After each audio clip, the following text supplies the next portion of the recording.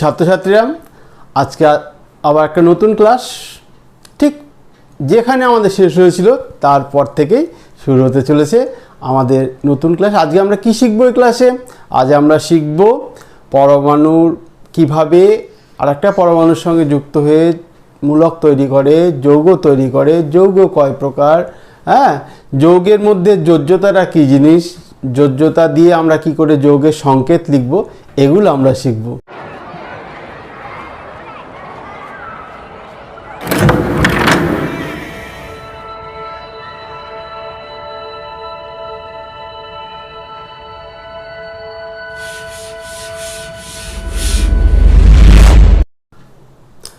আগের দিন আমরা আয়ন তৈরি শিখেছিলাম, ক্যাটায়ন কীভাবে তৈরি করা হয়, অ্যানায়ন কীভাবে তৈরি করা হয় বা তৈরি হয়।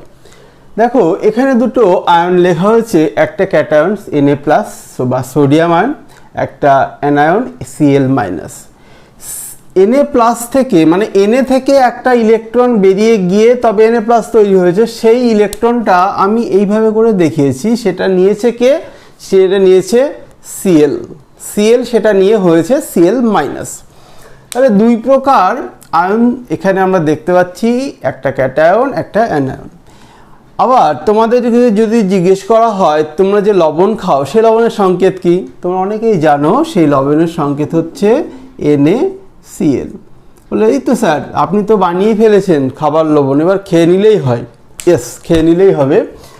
এই যে Na+ আর এই যে Cl-, এই দুটো আয়ন বিপরীত আধানযুক্ত আয়ন, একটা ক্যাটায়ন একটা অ্যানায়ন, পরস্পরের মধ্যে একটা তড়িৎ আকর্ষণ বলের মাধ্যমে কাছাকাছি থাকে, একদম একটা আরেকটার মধ্যে ঢুকে যায় না ঠিকই, কিন্তু কাছাকাছি থাকে, এবং যার ফলে এদের মধ্যে একটা বন্ধন তৈরি হয় এবং এরা যৌগ তৈরি করে, অর্থাৎ NaCl যৌগটা তৈরি হয়।